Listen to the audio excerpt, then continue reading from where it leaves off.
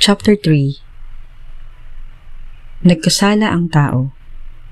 Ang ahas ang pinakatuso sa lahat ng hayop na nilikha ng Panginoong Yahweh. Isang araw, tinanong nito ang babae, "Totoo bang sinabi ng Diyos na huwag kayong kakain ng anumang bungang kahoy sa halamanan?" Sumagot ang babae, "Maaari naming kainin ang anumang bunga sa halamanan. Huwag lamang ang bunga ng puno na nasa gitna niyon. Sinabi ng Diyos na huwag naming kakainin ni hihipuin man ang bunga nito. Kung kami raw ay kakain nito, mamamatay kami." Ngunit sinabi ng ahas, "Hindi totoo yan. Hindi kayo mamamatay." Sinabi lang yan ng Diyos sapagkat alam niyang kung kakain kayo ng bunga niyon, ay makakaunawa kayo. Kayo'y magiging parang Diyos at malalaman ninyo ang mabuti at masama. Ang punong kahoy ay napakaganda sa paningin ng babae at sa palagay niya ay masarap ang bunga nito. Naisip din niya na kahanga-hanga ang maging marunong, kaya't pumitas siya ng bunga at kumain ito. Binigyan niya ang kanyang asawa at kumain din ito.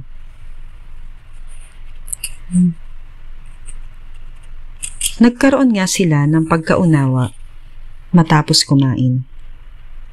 Noon nila na lamang sila'y hubad, kaya't kumuha sila ng mga dahon ng igos, pinagtahi-tahi nila ang mga ito at ginawang panakip sa katawan. Nang dapit hapon na, narinig nilang naglalakad sa halamanan ang Panginoong Yahweh, kaya't nagtago sila sa mga puno. Ngunit tinawag niya ang lalaki at tinanong, "Saan ka naroon?" "Natakot po ako nang marinig kong kayo'y nasa halamanan. Nagtago po ako sapagkat ako'y hubad," sagot ng lalaki. Nagtanong muli ang Diyos, "Sinong may sabi sa iyong hubad ka? Bakit kumain ka ba ng bungang ipinagbabawal ko?" "Kasi pinakain po ako ng babaeng ibinigay ninyo sa akin," tugon ng lalaki.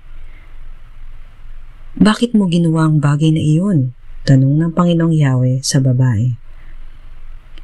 "Mangyari po'y nilinlang ako ng ahas, kaya ako natuksong kumain," sagot naman nito. Inihayag ng Diyos ang kaparusahan. At sinabi ng Panginoong Yahweh sa ahas, "Sa iyong ginaway may parusang dapat na ikaw lang sa lahat ng hayop ang magdaranas. Mula ngayon, ikaw ay gagapang at ang pagkain mo'y alikabok lamang. Kayo ng babae, aking pag-aawayin, binhi mo't binhi niya'y lagi kong paglalabanin. Ang binhi niya ang dudurog sa iyong ulo, at sa sakong niya'y ikaw ang tutuklaw."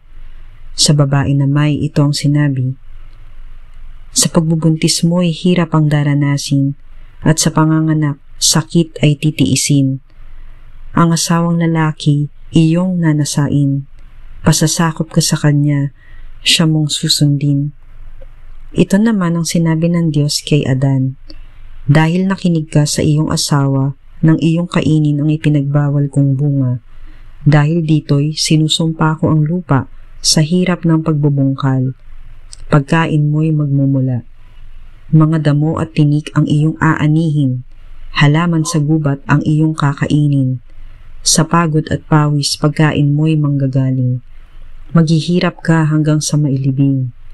Dahil sa alabok doon ka nanggaling, sa lupang alabok ay babalik ka rin."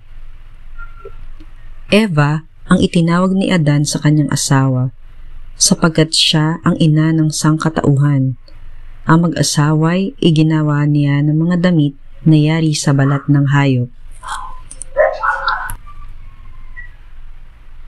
Pinalaya sa hardin si Adan at si Eva. Pagkatapos, sinabi ng Panginoong Yahweh, "Katulad na natin ngayon ang tao, sapagkat alam na niya ang mabuti at masama. Baka pumitas siya at kumain ng bungang kahoy na nagbibigay buhay, at hindi na siya mamatay. Kaya, pinalayas niya sa halamanan ng Eden ang tao upang magbungkal ng lupang kanyang pinagmulan. Pinalayas nga siya ng Diyos At sa dakong silangan ng halamanan ng Eden ay naglagay ang Diyos ng bantay na kerubin. Naglagay rin siya ng espadang nagniningas na umiikot sa lahat ng panig upang hindi malapitan ni numan ang punong kahoy ng buhay. Chapter 4. Si Cain at si Abel. Sinipingan ni Adan ang kanyang asawa at ito'y nagdalang tao. Nang isilang ang kanyang panganay na lalaki ay sinabi ni Eva, "Nagkaroon ako ng anak na lalaki sa tulong ni Yahweh." Kaya Cain ang ipinangalan niya rito. Sinundan si Cain ng isa pang anak na lalaki at Abel naman ang ipinangalan dito. Naging pastol ito at si Cain naman ay naging magsasaka. Dumating ang panahon na si Cain ay naghandog kay Yahweh ng ani niya sa bukid. Kinuha naman ni Abel ang isa sa mga panganay ng kanyang kawan. Pinatay niya ito at inihandog ang pinakamainam na bahagi.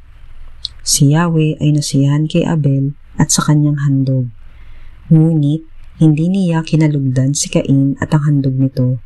Dahil dito, hindi mailarawan ang mukha ni Cain sa tindi ng galit. Kaya't sinabi ni Yahweh, "Anong ikinagagalit mo, Cain? Bakit ganyan ang mukha mo? Kung mabuti ang ginawa mo, dapat kang magsaya. Kung masama naman, ang kasalanan ay tulad ng mabangis na hayop na laging nag-aabang upang lapain ka. Nais nitong pagharian ka, kaya't kailangang mapaglabanan mo ito." Isang araw, niyaya ni Cain ang kanyang kapatid, "Abel, pumunta tayo sa bukid." Sumama naman ito, ngunit pagdating nila sa bukid, ay pinatay ni Cain si Abel. Tinanong ni Yahweh si Cain, "Nasaan ang kapatid mong si Abel?" Sumagot siya, "Hindi ko alam."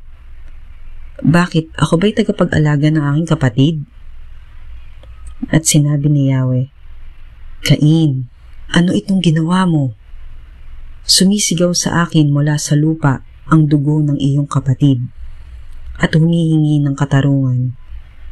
Sinusumpa kita ngayon at hindi mo na maaaring bungkalin ang lupa dahil dumanak doon ang dugo ng kapatid mo na iyong pinaslang. Bungkalin mo man ang lupa upang tamnan, hindi ka mag-aani.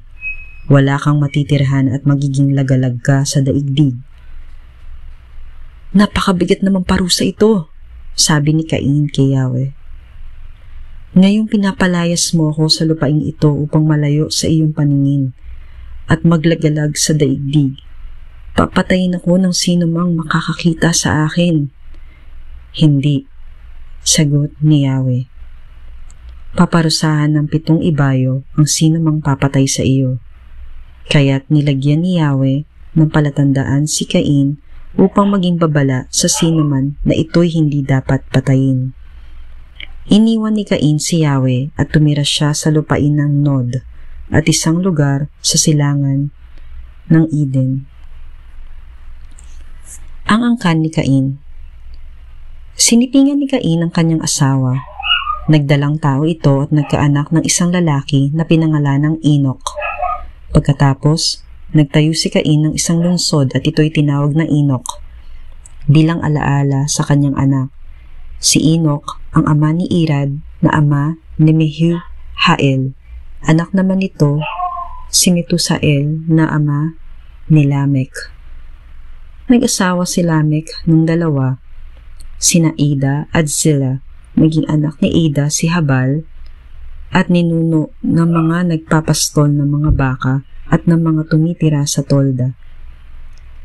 Kapatid nito si Jubal na siya namang ninuno ng mga manunugtog ng alpa at plauta. Naging anak naman ni Zillah si Tubal-Cain na ninuno ng lahat ng panday ng mga kagamitang tanso at bakal. Si Tubal-Cain ay may kapatid na babae, si Naama.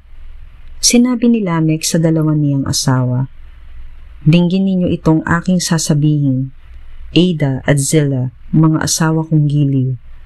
May pinatay akong isang kabataan sapagkat ako'y kanyang sinugatan. Kung saktan si Cain, ang parusang gawad sa paggagawa nito'y 7 patong agad. Ngunit kapag ako ang siyang sinaktan, 77 patong ang kaparusahan. Ang angkan ni Seth. Muling sinipingan ni Adan ang kanyang asawa at ito'y nanganak ng isa pang lalaki. Sinabi ng ina, binigyan ako ng Diyos ng kapalit ni Abel na pinatay ni Cain, at ito'y tinawag niyang Seth. Si Seth ang ama ni Enos, noong nagsimulang tumawag sa pangalan ni Yahweh ang mga tao sa kanilang pagsamba.